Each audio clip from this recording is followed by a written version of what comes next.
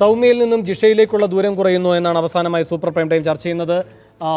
ശ്രീ മുഹമ്മദ് റിയാസ്, ഇവിടെ താങ്കൾ പറയുകയുണ്ടായല്ലോ, നിയമമന്ത്രി ഒന്ന് പറയുന്നത് ഞാൻ കണ്ടു, സുരേശൻ മറ്റൊന്ന് പറയുന്നത് ഞാൻ കണ്ടു, അതിൻ്റെ സത്യങ്ങളൊക്കെ പുറത്തു വരട്ടെ എന്ന്. പക്ഷേ ഒരു കാര്യം, സുരേശൻ ഈ കാര്യത്തിൽ എടുത്ത ഒരു ആത്മാർത്ഥമായ പരിശ്രമമുണ്ട്, അത് താങ്കൾ കാണാതെ പോകരുത്. കഴിഞ്ഞ UDF സർക്കാരിൻ്റെ കാലത്ത് ഈ 3000-ഓളം പേജുകളാണ് ഇതിൻ്റെ മൊഴി. അത് ഇംഗ്ലീഷിലാക്കി വേണം സുപ്രീം കോടതിയിൽ സമർപ്പിക്കാൻ. അതിന് ആഭ്യന്തര വകുപ്പിനെ സമീപിച്ചപ്പോൾ പൈസയില്ല എന്ന് പറഞ്ഞു.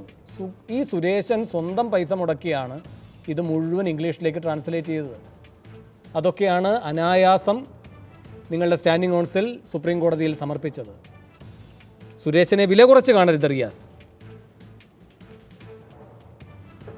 വേണു, ഞാൻ ഉദ്ദേശിക്കാത്തത് വേണു പറയരുത്. സുരേഷിനെ ഒരിക്കലും ഞാൻ വില കുറച്ച് കാണിച്ച് ഒരു സ്റ്റേറ്റ്മെൻറ്റ് ഞാൻ പുറപ്പെടുവിച്ചിട്ടില്ല, പറഞ്ഞിട്ടില്ല. അപ്പോൾ ഉദ്ദേശിക്കാത്ത പറഞ്ഞു. രണ്ട്, എനിക്ക് പറയാനൊന്ന് സമയം തരണം. ഒന്നര മിനിറ്റേ ഉള്ളൂ, വേഗം. ഇതിനെ കക്ഷി രാഷ്ട്രീയം അല്ലെങ്കിൽ മുമ്പ് ഭരിച്ച സർക്കാർ ഇപ്പോഴത്തെ സർക്കാർ എന്നുള്ളവർക്ക് അങ്ങോട്ടും ഇങ്ങോട്ടും തട്ടുന്നതിനുള്ള വിയോജിപ്പാണ് രേഖപ്പെടുത്തിയത്. അങ്ങനെയാണെങ്കിൽ പഴയ സർക്കാരിൻ്റെ കാലത്ത് നിയോഗിച്ച ആളാണ് ഇപ്പോഴുള്ള വ്യക്തി എന്നൊക്കെ വേണമെങ്കിൽ എനിക്ക് പറയാം. ഇൻവെസ്റ്റിഗേഷൻ പ്രോപ്പറല്ല, ഇൻവെസ്റ്റിഗേഷനിൽ ഈ മധ്യവയസ്കനെ കണ്ടെത്തിയില്ല എന്നൊക്കെ എനിക്ക് പറഞ്ഞ് UDF സർക്കാരിന് കുറ്റം പറയാം. ഞാൻ അതിലേക്കൊന്നും മുതിരുന്നില്ല, കാരണം സമൂഹം അത് ആഗ്രഹിക്കുന്നില്ല.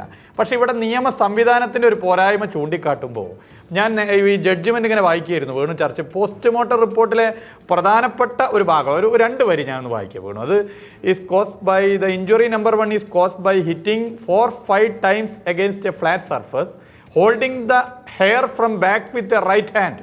These injuries are photographed in detail. അങ്ങനെ പറഞ്ഞ് അവസാനിപ്പിക്കുന്നത്, if hit against the wall of train holding hair from behind it will occur.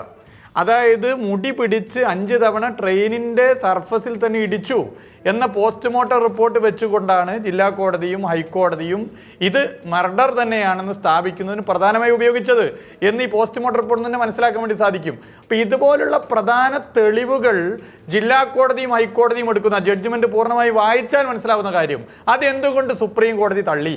ഇതുപോലുള്ള മുമ്പ് ഒരു ബലാത്സംഗ കേസിൽ സുപ്രീം കോടതിയുടെ ഒബ്സർവേഷൻ വിവാദമായിരുന്നു. അവസാനമായി ശ്രീ തിരുവഞ്ചൂർ 30 സെക്കൻഡ്. ഇനിയിപ്പോൾ ജിഷയുടെ ചാർജ് ഷീറ്റ് കൊടുക്കുകയാണ് മറ്റന്നാൾ. ജിഷയുടെ കാര്യത്തിൽ ഒരാളെ പിടികൂടിയിട്ടുണ്ട്, പക്ഷേ 2 ഫിംഗർ പ്രിൻ്റ് മാച്ച് ചെയ്യുന്നില്ല എന്ന് വെച്ചാൽ അതിന് നാളെ നാം നേരിടാൻ പോകുന്ന വലിയൊരു ദൗർബല്യമാണ്. തെളിവെവിടെ എന്ന് ചോദിക്കുന്ന പോലെ നീതിപീഠം എപ്പോഴെങ്കിലും ഇവിടുന്നൊക്കെ ഈ പറയുന്ന അമറുളിന് ജീവപര്യന്തവും വധശിക്ഷയുമൊക്കെ വിധിച്ചങ്ങ് സുപ്രീം കോടതിയിൽ ചെല്ലുമ്പോൾ ഈ മാച്ച് ചെയ്യാത്ത 2 ഫിംഗർ പ്രിൻ്റ് ആരുടേതാണ്? കൊലയാളി അയാൾ തന്നെ ആയിരുന്നോ അതോ ഇയാളാണോ എന്നൊരു ചോദ്യത്തിന് മുമ്പിൽ മുട്ടുകുത്താനുള്ള പഴുതും നാം ഇട്ടുവെച്ചിട്ടുണ്ട്. എന്താണ് അത് സംബന്ധിച്ച് പറയാനുള്ളത്? 30 സെക്കൻഡ്. വേണു പറഞ്ഞ ആ സംശയം വളരെ പ്രബലമാണ്.